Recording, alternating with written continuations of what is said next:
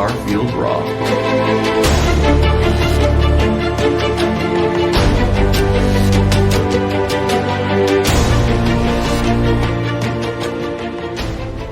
Hey everybody, welcome back to Starfield Raw. This is episode 11. I am Joe the Widget, and I am joined by my fellow awesome co-hosts, starting with I Can't Be Selfish, Rook.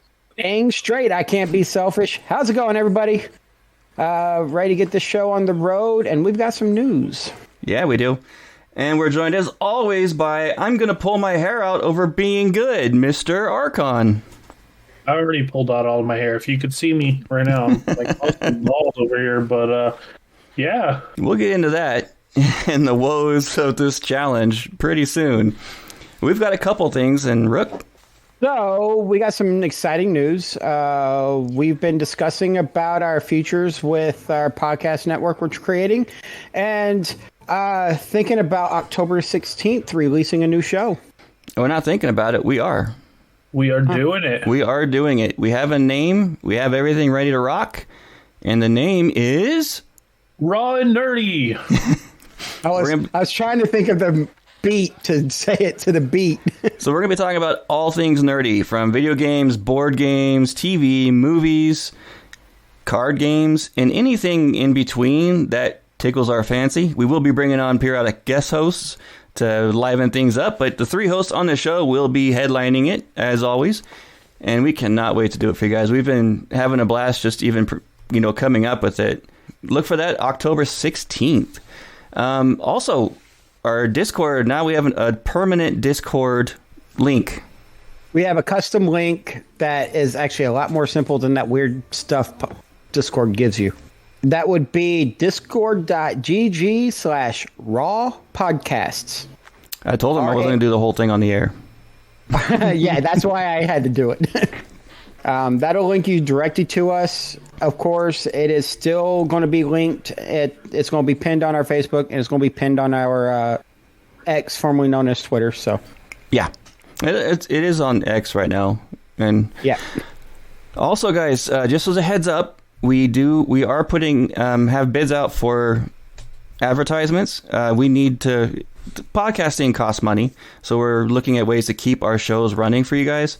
So in the near future, we will have ads running, but they will not be pre-recorded. We will do them ourselves, and we will give you guys a heads up about them. So just so you guys are not alarmed or anything like that, we have ads coming.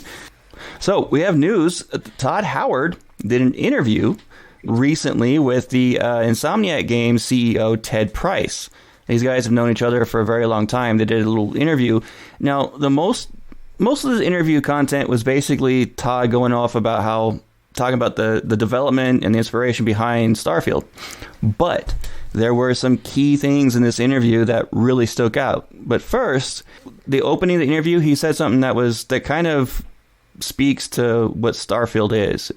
This is a game that's intentionally made to be played for a long time. One of the things we've learned from our previous games like Skyrim, like Fallout, is that people want to play them for a very long time. How do we build it? How do we build it such that it is allowing... See, this is a really weird sentence. How do we build it such that it is allowing that in a way that feels natural, and if people played the game and finished the main quest, you can see that? Yeah. One big thing we're going to talk about later on is New Game Plus and what the benefits of it and why you should do it and not fear it.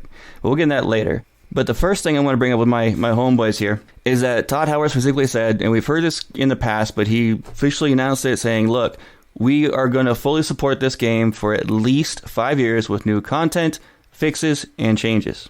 And I mean, we've already kind of seen that a little bit since the games came out. They've been fixing things, especially the big things that people have been complaining about, the big bugs and stuff like that. It sounds like there's been a lot of big ones lately on Xbox that people have been having, with things disappearing, things like that. So I know from what I've heard on the grapevine and stuff like that, that's one of their plans to fix soon, because a lot of people are having that issue. So, I mean, if they're going to do that for the next 5 years, that's amazing. Look how long it took them or how long they supported Fallout 4 before they released Fallout 76. And look at how long they've been supporting 76. They have a new content coming out on that thing, every 3 to 6 months? Yeah, so it's not unheard of for them to support the games as at least 5 years. Yeah, and seeing how successful this game has been for Bethesda, I honestly think it's going to go a lot longer than 5 years. Well, plus, I mean, I've never seen a game release with an expansion already announced. So that's kind of cool. Like, I mean, right off the bat, if you purchase the premium edition, you get the first expansion. This is the name of it. This is everything. Like, yeah, normally they already told you. Boom. Like, I'm a big Borderlands fan, and they would always announce it. You'd get the Game Pass, which to say, yeah, we're going to have 3, DLCs coming out, but they do not say the name. They don't say when. It's just 3 DLCs.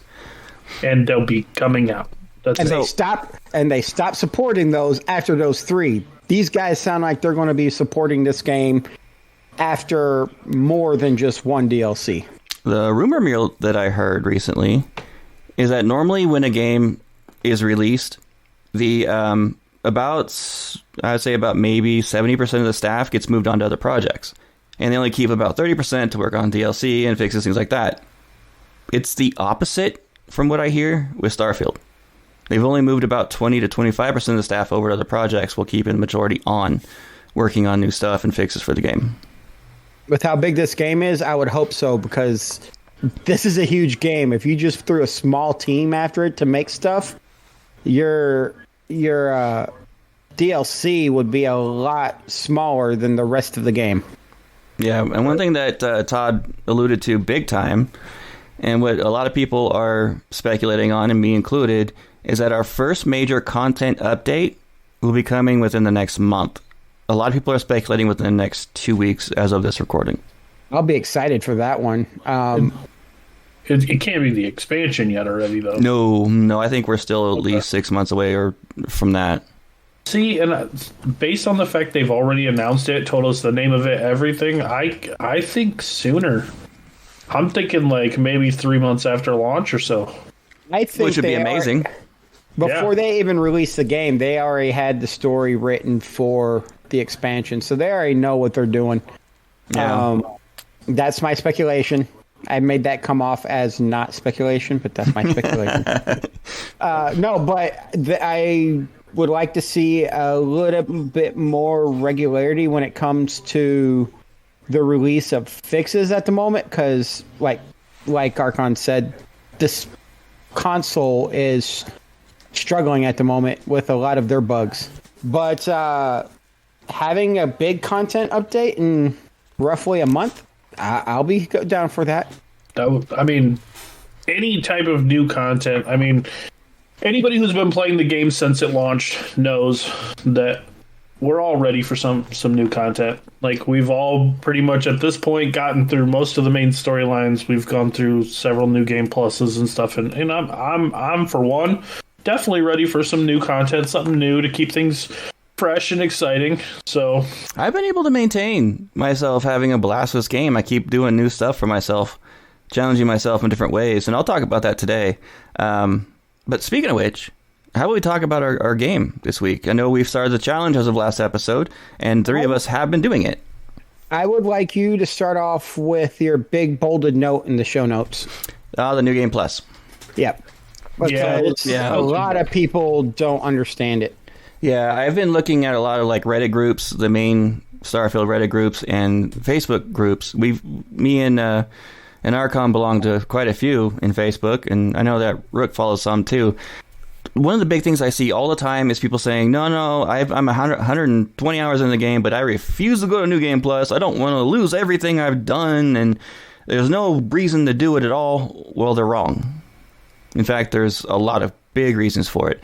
And this is my point of view. I know that my boys here don't always share the same views, but it has a big play on the story. Because the story, I'm not going to go too much spoil on it, but leads up to what the New Game Plus is. And it does change things a bit. You get a new chat option, but that chat option actually does change things actually quite a bit in many cases. Yeah, the New Game Plus is the story. It is. So people need to understand to at least play New Game Plus once or twice just so you get the hint of how that story flows. Because there's also some surprises that appear up when you do New Game Plus. There's new stuff that occurs during New Game Plus. See, I'm of a kind of devil's advocate kind of. There's no devil's advocate. Right. I am devil's advocate here. This is not the way. I think that you can have just as much fun playing this game by doing everything in one playthrough. I think New Game Plus does add a few elements to the game. Obviously, like you said, you can change the story a little bit in New Game Plus, and there's like 2 pretty decent benefits to it. But there's for the more most than part, that. like, I don't know. I'm not 100% convinced that the benefits outweigh. There is no outweigh. Losing everything, like having to do everything. Let me paraphrase this though. You don't lose everything. You keep your levels, your skills. Yes, but you lose the hours you spend into all your outposts and linking all your outposts. You lose the hours that you spend doing all of the quest lines. The one good thing I will say about New Game Plus is that, like, if you chose a certain path during a quest line, you could choose a different path the second time. But I think they could have done the New Game Plus a little bit better. I don't think so. Different ways they do things, they could change up the story a little bit more and make them more unique versus the difference that you see now. I wish that the 10 or more different, it's common knowledge now, but the 10 or more different alternate universes you can get, those should have been the standard of universes, with the chance of getting. Yeah, they should be a lot more common, I think. Like, when I say, like, I think New Game Plus there are improvements that could have been made. Number one is that. Well, hold on. Let me tell you what I mean by this before you argue it. Okay, so I think that there are some improvements that can be made, such as getting the alternate universes more often. Having only like a 10% chance is 15. Everything I've read, and I've done a lot of research into this. I was talking to a widget last night about this. Says it's 10%. Every single time you have a 10% chance. And there are a lot of theorists out there that say that 10% chance is also affected by what you do in your current playthrough. That's not confirmed yet. So I think the chance could be a little higher. That would be kind of cool, especially since there's a lot of people that are getting all the way to New Game Plus 10 and beyond and never even seeing an alternate universe at all. And another big thing is I wish that when you went into New Game Plus, you got the option to change like your background and your traits. Because a lot of people complain about that you're stuck and you're locked into your traits unless you make a new character completely. Well, I can agree on that point. The background traits. If you're starting over, basically, right? I mean, you're starting over. Yes and no. Yes and no. Yeah, I'm with Rook on this one. Because you're starting over as a Starborn. And that's not a spoiler warning because enough people play the game by now. But you're starting over in a new reality. I am convinced that Bethesda has built this New Game Plus to be added onto. I think they're far from done adding on the content to the New Game Plus because they've highlighted it. They've highlighted it all through the story and they highlight it through all their chats. And by the way, Bethesda has not confirmed any of these stats. This is player speculation, just to confirm that. So we don't know the actual numbers. They won't release them because what's the fun in that? Now, on the same note with Archon, I spent the first 70 hours in this game. I'm at 210 hours right now. I spent the first 70 hours in this game doing nothing but exploration because that's all I wanted to do. Exploration got more interesting once I was able to have more of a challenge at those outposts without being on hard mode because they were the same level as me at the earlier outposts. And so when I'm exploring a planet, the creatures and everything are a lot stronger. So I can see both sides to that argument just because I was one of those that did not want to go into New Game Plus. Yeah, the main point about this, though, is the fact that people were saying that there is no benefit to New Game Plus. There's no point in doing it. You just lose everything. They're wrong. It's not the case. there is definitely some benefit to it. I think if you are going to do the New Game Plus route, the best option would be to go through the main story, New Game Plus, and then start doing the more in-depth stuff. I'll do like one or two of the main quests, and then I'll just do some side quests and then before I go on the New Game Plus and just refresh it based on what I'm trying to do with the story. But I mean, if you're somebody like Rook who goes through and spent 70 hours exploring every planet, and then you hit the New Game Plus and now, all of your exploration's gone. You've lost everything. None of your planets are explored anymore. And now you got to do it all again. Yeah, but frustrating not knowing it going in. Well, why would you do that again? Why don't you just go do something else and different on the New Game Plus? But on the same note, things do slightly change when you go to New Game Plus, so the planets are slightly different. Yeah, there is that factor. But I did when I did my New Game Plus go and do other stuff while also exploring. I went to this one planet in my New Game Plus 2 that had this bioluminescent grass. I've talked about this before on the show. I went back to that planet recently, and it was completely different. There was no bioluminescence anymore. Interesting. Were you in the same biome or maybe in a different biome? No, that entire planet was different. That's interesting. Well, I mean, they are procedurally generated, so... Yeah, exactly. That's my point. They're going to be different. And people like me, I like building my ships. I like building my outposts, but then once I build them, I'm like, well, now what? Well, I go to New Game Plus, and I do it differently. I mean, I guess this is another one of those situations where it all just depends on your play style. Yeah. The whole point behind that, though, was that there is benefit to it, and you shouldn't stop yourself because you think there is none.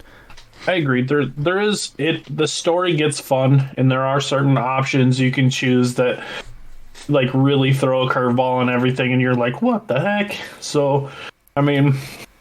New Game Plus does make it easier for you to accept your consequences. Right. Yeah. And it also gives you a chance to change them the next time. Mm-hmm. So guys, I've been playing my challenge character, and it's a lot harder than I thought it would be, but not as hard as Archon. I'm not going to deny it. He got the short end of the stick on this one, but he did that to himself, so... Yeah, you say that until I tell you a little bit more about mine, and you're going to be like, what the heck? But yeah, that doesn't surprise me. But one thing I've been thinking about doing before I get into that is I made a politician character a while back, and I haven't played him. He's level 2. And I'm thinking I'm going to do a complete modded up game with him after I finish this challenge, once I get done with Edward Teach. And I want to do the improved effects, improved textures, the curvy mod. Yeah. Oh, gosh. And the M-Class mod. And the M-Class mod, I don't remember the exact name of it right now, is where it adds a new class beyond Class C for your ships. They can be bigger, stronger, all that good stuff. But I won't do that on my challenge character, and I will not do it on my main. He's my main's my achievement guy. He's my purity, so I'm not going to do that. But one thing I did on my main, though, is I wanted to look at how different ways people are doing things. And one thing that people have been doing to level up is a particular trick with... It's not really a trick. It's actually in the game. That's why I did it. With your outposts. And if you select the right planet or moon, I went to Bezel 3b, which is out in the middle of nowhere, and its rotation, so 1 hour on that planet is equivalent to 600 hours on the local time. And and it has aluminum and it has iron. It also has titanium and a whole bunch of other different resources on that planet. I went and found a good spot that had aluminum and iron, plopped down a post, didn't even link it to my other 5 outposts I have, put it down, and I just did a large aluminum and iron production. I did level 2 and level 3 of the resource gatherers, and I have 8 large storage containers put up, and then 1 little transfer container, and a little ship pad so I can transfer it over to my ship. I did that for an hour and a half today. I went from level 64 to 71. Well, you kind of skipped a part there. That's how I did it. How did you get the levels though? You skipped. Oh, yeah. By making adaptive frames. And I did find out something interesting. If you do it quick enough, if you hit the 99 and you double tap E or on keyboard to pull it up again and keep doing it, you go from being 107% XP or 107 XP well rested up to 436 XP per 99. Interesting. You do it fast enough. It's not part of the bug. It's actually in the game. I looked it up. It's intentional. You can't just do one at a time rapidly. It'll cap out a certain percent rate. Well, and you went to what level? I went to 72. Jeez. Holy cow. Not on my this is my main character.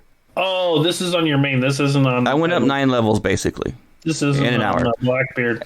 Yeah, if I did on Blackbeard, he would probably, which kind of gave it away, but yeah, Edwards.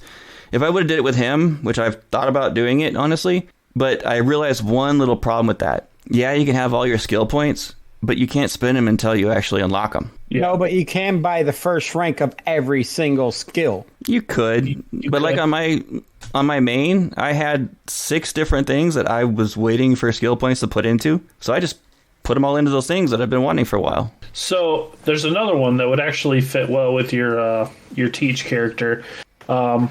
Is you build a base with animal husbandry on it, and you build I've heard about that.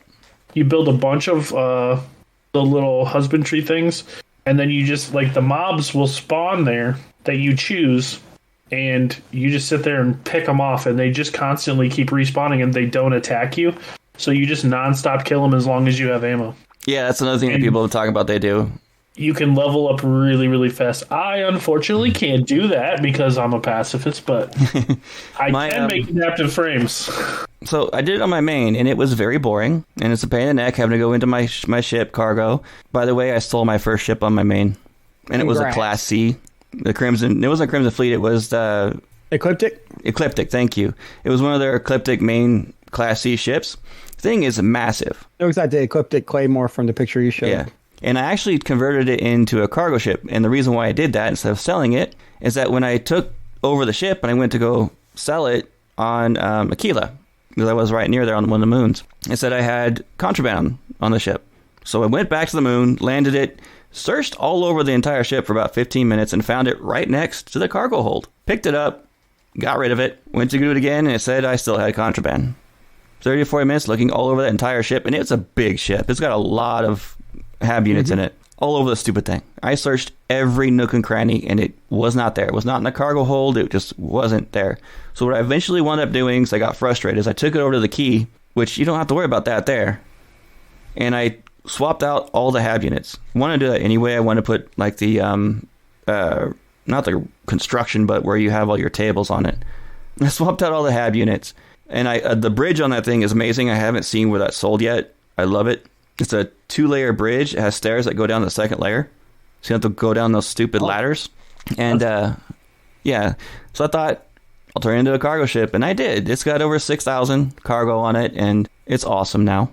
And normally, yeah, so there was no contraband anywhere. I had no idea, but I wound up keeping it. I have my battleship now, and I have my cargo ship, which has been very useful for my little outpost I was doing. Anyway, Edward.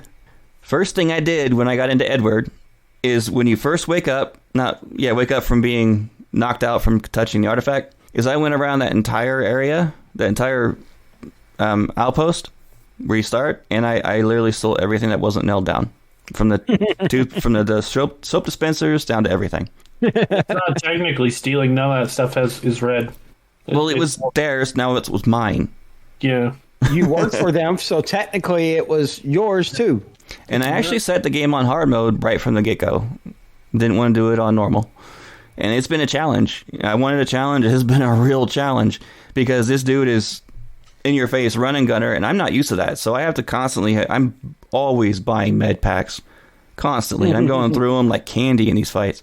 And I even got an epic shotgun on the first Crimson Fleet guy that I killed right in the beginning. Nice. So I was able to run around with that and do some damage and take heads off and feet off and the whole thing. And when you go up into space that first time, you have to fight those Crimson Fleet ships, right? So the third one, I actually wound up stealing it, commandeered it. Because what I chose allowed me to have the targeting, so I took out the engine and just boarded it for my first time and did it. That was a very, very action-packed and interesting sequence in the first hour of the game.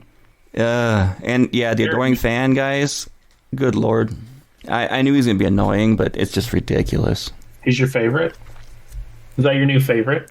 Let's just say I'm not a fan of the Adoring Fan. He's a fan of you. Yeah. He wants to breathe your oxygen. And today I actually had bounty hunters attack me on land for the first time. Nice. Level 5 dudes that I just took my sniper rifle out and popped them on my main. Just want to bring that up because I was complaining about that I never saw them on the ground. That happens. Yeah, I joined the Freestar Rangers because I wanted to get that ship. I did the Mantis first thing to get the Razor Leaf, which that ship's kind of eh. By Rook's recommendation, I'd put it on very hard when I did that quest, by the way. It took me 2 hours to get through it. As a level 7 on very hard, don't recommend it. Oh, mine's even worse. I'll tell you about it in a minute. Yeah. So yeah, I'm doing the Freestar Rangers right now. I'm going to get their ship. And then doing Crimson Fleet. Pro tip, what you do is you put it on very hard and then land on the planet and then switch it back to normal. And all the loot is set for very hard. It didn't work that way for me. Really? Mm-hmm. Supposed to.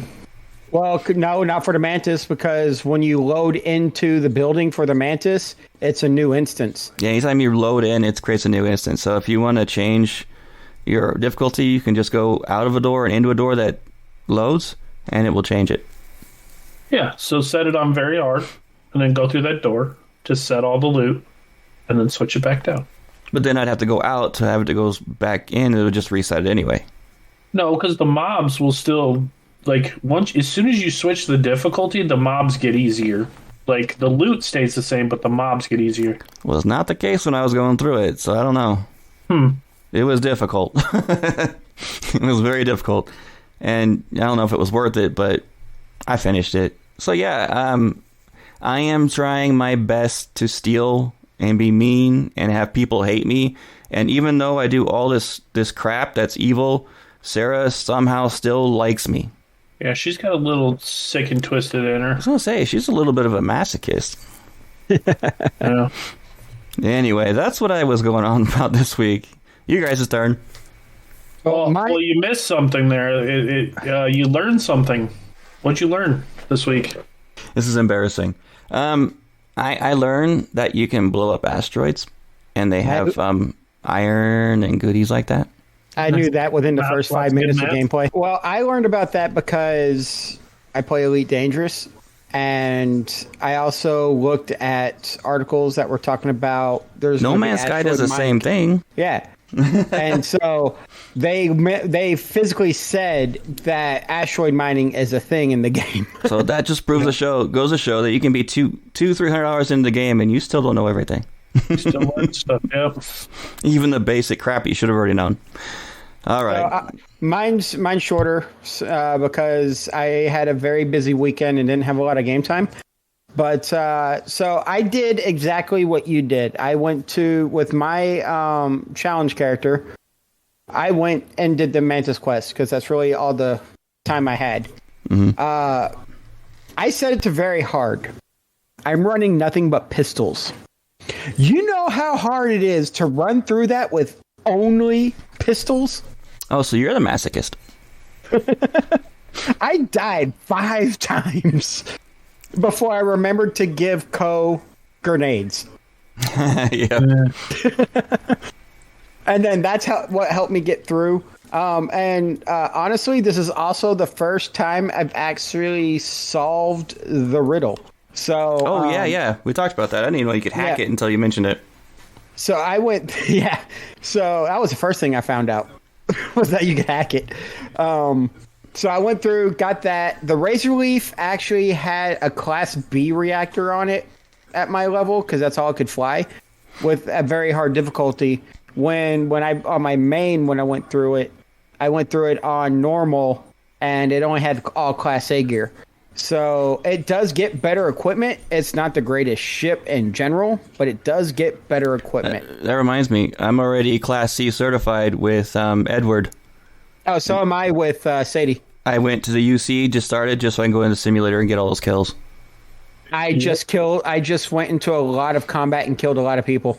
I had that one maxed out before I even thought of starting, just by finishing the Freestar Collective quest. I've been doing things on Edward, especially in the skills, that I would not do on my other character. But yeah, so I like I said, I had a very busy weekend and a few busy weeks, so I really haven't had a lot of game time, which sad face. But me and Archon got it covered. Yeah, I got a side note I want to talk about though, because this is my play style 100%. I found a news article on comingsoon.net. Apparently, a Redditor by the name of Doom Zero has scanned every planet in the game. That is 1,695 worlds. He full scanned all but 3. Why? And it bugged out. Oh, it no. It would not spawn the flora or fauna for those. And it took him 180 hours. Or them. I'm assuming the How do you kill that which has no life? That's actually quicker than I thought it would take. Like, I figured it would have took longer than that to scan every single planet. That's insane. Yeah. That tells me that's all they did from the start. They probably haven't even done any quests. Probably didn't even do any of the like little outposts or anything on those planets. Just went through and just scanned everything. Yeah, because that's almost 1,700 worlds in this game, and only 3 of them couldn't get fully scanned because of bugs. That's nuts. Yeah, that's crazy. Doom Zero, if you are listening to this, I applaud you, good sir. Cheers. Golf clap from the whole crew. Golf clap. Golf clap. Oh, the mic didn't pick it up. Yeah. Well, my playthrough, the very first thing I realized at first was I'm never going to have more than an A-class ship because as a pacifist, I can't space combat. Not so even in a simulator? It's not really killing. But then we talked about it, and I realized that I could use the simulator, and I think I will do that. I think I'm up to B class right now in the simulator, so like I'm working on it. I'm almost to C class. I think I need like 6 or 7 more kills. But I did have to kill the first 3 ships once you leave the planet. I mean, you have no choice. You have to kill those planets. Well, technically, you don't know if they're dead. They could have ejected. You don't know. I had to do that in order to progress to Crete because like there's no other way. But I was lucky enough to find an EM weapon on Crete, and that's basically what I've been using. Leveling was a major pain because you don't get any experience from killing anything. You only get experience from exploring and like doing quests and things like that. So like you level a lot slower. Until I got to the point where I was doing outposts, that changed things a little bit. I did find some missions that require you to kill all the enemy NPCs, or kill all the enemies. Like, for instance, one of the very first main story quests, you have to go rescue a guy that his ship got taken over by ecliptics. And until you kill every ecliptic on that ship, he won't talk to you. So in order to get around that, I gave Sarah a weapon and just let her kill everything. Yeah, I'm hiding behind my woman, apparently. So wait, does that mean you're a combat medic? All you're doing is hiding behind your soldier, healing them? I'm not doing any healing. I'm just watching her kill. No, he's not even that. He's Hacksaw Ridge. Yeah, I'm just the one that watches them fight. But in order to make my life a little easier, I also set up an XP farm, doing the iron and aluminum and helium and making the adaptive frames and stuff. I actually did it on the Linnaeus system though, because there's a lot of resources. You can get like one spot that has like 6 different resources in the same spot, and then instead of just making adaptive frames, you can also make like the Hesomatic batteries and something else that give a little bit more experience. But on Bessel 3B, I sleep for 2 hours and fill up all my containers. Yeah, I just hop over to Venus and sleep for an hour because it's like 1,000 there, like 1,000 local hours for every 1 hour you sleep on Venus. So I just hop over to Venus because I gotta go sell stuff and everything. I also set up a second outpost. It's the very first time I've ever tried animal husbandry in greenhouses. It's super complicated. I've been thinking about getting into that too. So in order to do animal husbandry, you have to be Rook, basically. So you have to find a planet that has life on it. You have to scan all of the planets and all of the creatures on that planet before you can even make an animal husbandry. Wait, there's planets on a planet? Nothing, go ahead. Anyway, you got to scan all the animals, all the flora, and all the fauna. before you can make the greenhouse and the animal husbandry, and you have to have both because you need the greenhouse to be providing or to making the fiber that you send to the animal husbandry, which spawns the monsters that lets you farm them. And it's like, it's a pain.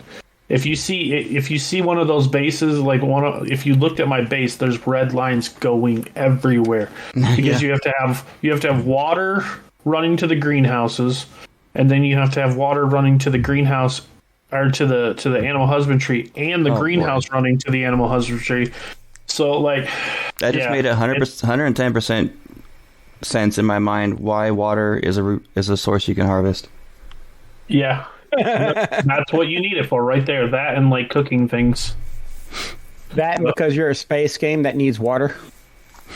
Yeah, so that was the first time I've ever done that, and so I guess I'm like close to 200 hours in, and that's a first. Well, you're gonna have to give us a tutorial one of these days on the air. Yeah, I'm gonna have to give myself a tutorial just to remember how to give a tutorial. It's crazy, right? Like there's a lot to it. Like I had to look it up myself because I'm like, why won't it let me build one of these stupid things? And then I found out you have to literally scan every flora and fauna on the planet before to let you make it. It's like, wow. That sucks. And it makes sense why you couldn't put non-native animals or flora on a different planet. Yeah, and you can only put it on, like, even if there are creatures on that planet, you can't necessarily build an animal husbandry there. There's like when you scan the animals, it'll like tell you data about those animals, and it has to like say something about something on there that they're farmable or whatever. Otherwise, you don't even bother. No, that's good. But yeah, it was kind of a pain. But once I got it set up, it looked really cool. Like I liked the way it looked, and like you could get a lot of really good resources from them. The animal husbandry ones have like 5 different resources you can farm from them, and it'll spawn a different monster at each one based on which material you're going after. Yeah, I built my first scenic view outpost where it goes out in the ocean. Yeah, I built one of those as well, like my house. Can only go so far though because apparently the foundations get too long. Yep. Apparently there's a way to make like a floating one, like a floating layer, but like I think it involves a bug. So I haven't figured it out.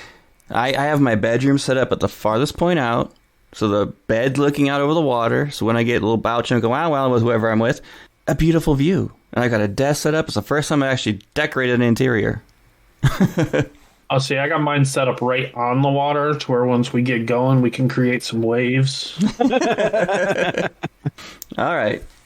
Anything else, gentlemen? Well, that was about all I did this week. So we got a couple messages from some listeners, and I thought they'd be cool to go into. The first one is from Venus Valkyrie, technically, and she's in our Discord, and she's a listener. And I'm a very active member of our Discord, by the way. And she'd made one comment in there that I thought was a very, very good point. When do you guys want to read it? So I'm going to read it because I don't necessarily fully agree with this point. She said, I got to apologize because I fell into something I hate when other people do. You can't compare them. Each of Bethesda's games, each series or IP, is a standalone thing, and to compare them is like clumping together all Ferraris or all movies a director has made and getting mad at the inconsistencies. That's not fair and very unrealistic. People on Reddit complain about this game and crap like that, and it drives me batty. So I'm a little disappointed in myself. This game is brilliant, and it can definitely stand on its own. People need to remember this isn't Elder Scrolls 6 or Fallout 10. This is something new and beautiful and wonderfully flawed. But they deserve a huge pat on the back because this game is enormous, intricate, and woven together in such a way that leaves players enthralled. And that keeps people playing. Now, I agree with some of the statement, but when it comes to clumping everything together, there is a basis to being able to clump everything together because I expect a certain quality from Ferrari when it comes to their cars, no matter what the car is. Just like I expect certain qualities. That's not the same thing as saying, like, I expect them to have the same wheel, same steering wheel. Yeah, so I don't expect them to be all the same, but clumping them together, or a director, or movies a director has made, clumping them together. All right, cool. Tim Burton made a lot of movies. There's a lot of similarities in those movies and a lot of certain kind of styles you expect in those movies. Bethesda, there are a lot of games they've made, and there's a lot of similarities and things you expect from that studio versus if IP was created by several different studios. So that's where I don't fully agree with what she said, but I do agree that you have to accept the game for as it is right now and understand that this is a brand new IP. They are going in a different direction than they have in their other games, because Skyrim and Fallout are pretty similar games. But now that you're done with that rant, I will say that everything that I expect from a Bethesda game is present in Starfield.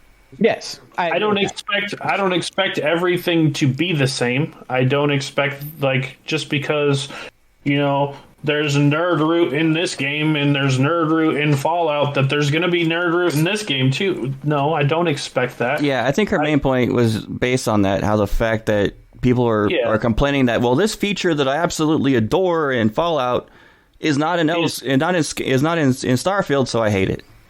It should be in here. There's no VAT system. There should be a VAT. No, VATS was a system from Fallout. It should have nothing to do with this game, because you shouldn't expect it to be in this game. On the same note, I don't expect there to be a VATS. I don't expect there to be bases you can just take over, which common sense would dictate you should allow some of the bases to be taken over. But that's another argument that me and Venus agree with. Each of Bethesda's games has shown one thing. Their AI has a lot of similarities. But the one thing I love about all Bethesda games is how alive their worlds feel. They have that going for them, and they have improved certain aspects of their standards, like the computer AI for combat. Now, Fallout, they will just stand up and keep shooting at you. Now, they'll go run for cover. I've seen people complaining that they have a self-preservation. Yeah. Yeah, I like that. Actually, It's more realistic. Yeah, it's like it's dumb to say that's bad. They run from you if they're outmatched. Yep. I was astonished by that. They will run and hide and try healing. I saw a video, and I saw a video of a person complaining about the AI, right? And they used bugs to say that this is the normal, or they used not bugs, but they used mods to say this is the normal in the game, where they were going right up to the enemy, not sneaked, and they were like, "Where are you? Where are you?" They were clearly using a mod. It was the stupidest thing I've ever seen. You have to cheat to prove a point that doesn't exist. Yeah, anybody who's played this game for 5 minutes knows the enemy has self-preservation. And it's not easy to sneak up on anything in the game. I will say that the one thing in this game, or the one thing that I feel from the other games that this game is lacking, is the ability to break down the random things that you find into resources. Well, let's be honest. That's the only thing. Like, if you find... there's no reason why if I find a thing of tape, I shouldn't be able to break it down into adhesive. Like... So let's be honest. Can you do that right now in real life? I couldn't. Let's be honest. Tape is an adhesive. I can use tape as an adhesive in real life. So let's be honest. They didn't add that functionality until Fallout 4. Right.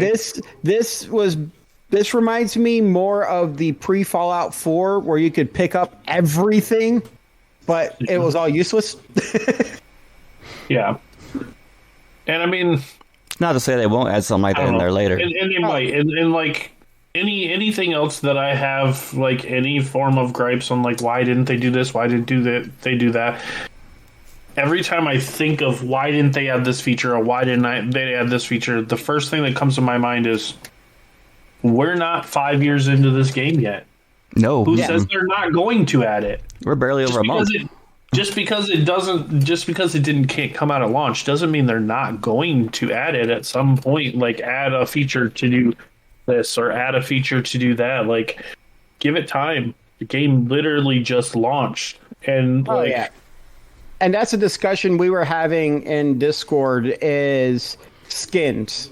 There's no real customization to the suits right now, but obviously they added the mechanic in there. So at some point they're going to add skins. They will. There's a lot of things in this game that they left open-ended to add into it. It's very clear they did too. Right. Which it sounds like they know what their past is with all their other IPs, and they're waiting to see what the feedback from the fan group is before they actually implement those changes to keep this game wanting to be played for 5 years down the road. So Venus, Valkyrie, I agree and disagree with your statement, but that was a very awesome statement to make, and I agree with most of her statement. I agree with most of her statement too. And I say, don't be disappointed in yourself, because we appreciate that, and it brings up a great talking point, and you're not the only one that's had that. But keep coming into the Discord, because we love talking with you. I love talking to everyone that comes in our Discord. Our chats are pretty active, and I like it. It's pretty fun. So come on in, join it. Yeah, I got on the chat earlier today, and I was like, holy cow, like, I missed a lot. And I'm just scrolling and scrolling and scrolling, and I'm like, where did I leave off? And we don't just talk about Starfield, too, which is a great thing. Now, our general chat's all about different nerdy stuff.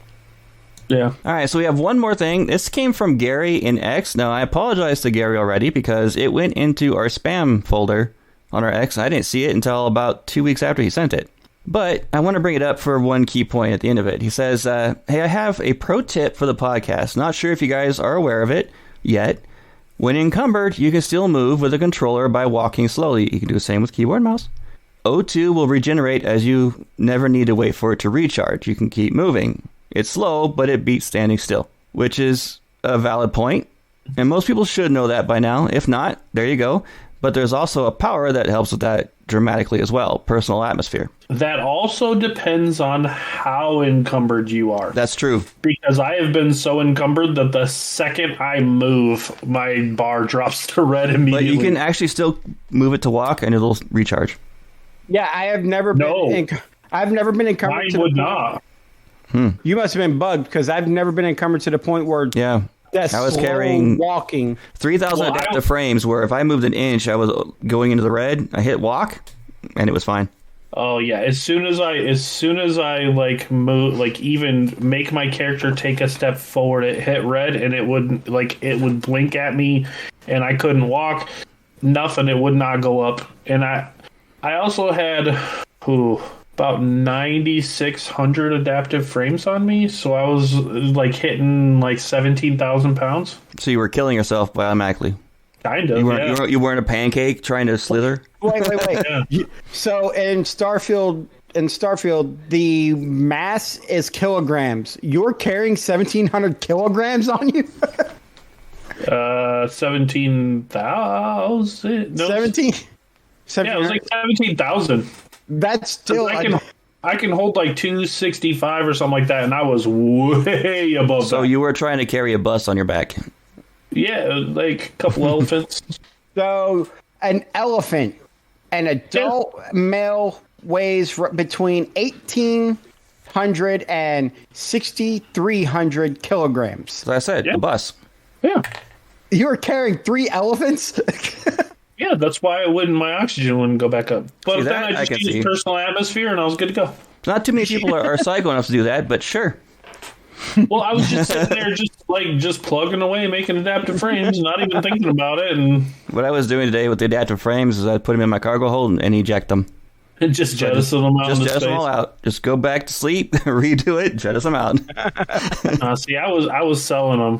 I'd go to Venus. That took too much time. Well, I'd go to Mars, sell as much as I could, go to Venus, sleep for 1 hour, which was 1,000 hours, go back, all the vendors would have their coins again, sell again, go back to my planet, make more. Okay, that makes sense. There's no time-based missions in this game, because right? I should be like 30 years older by now. That would also that also explains why my pacifist character is level 42, He's level 42, and he has 3.6 million credits, whatever you want to call them. Yeah, yeah, and yet Edward Teach is not even 20 yet. And I played him more. Sell, and I made a lot of adaptive frames. All right, so we need to play a challenge run where our level is our age, so we have to constantly go back to enhance and change our body character to look like that. Yeah, I made my character look like a frail old man, and he's carrying an elephant on his back, apparently. Well, guys, that is it for episode tonight. Thank you so much for listening. And as always, you can email us in your comments, questions, concerns, anything you want. We do not take nudes. You can email us at starfieldbrawl@gmail.com. starfieldbrawl@gmail.com. You can follow us on X at starfieldbrawl. You can listen to our Discord at discord.gg/raw podcasts. And you can follow us on Facebook, Starfield Raw. You can follow us individually as well on X. I am at The Widget.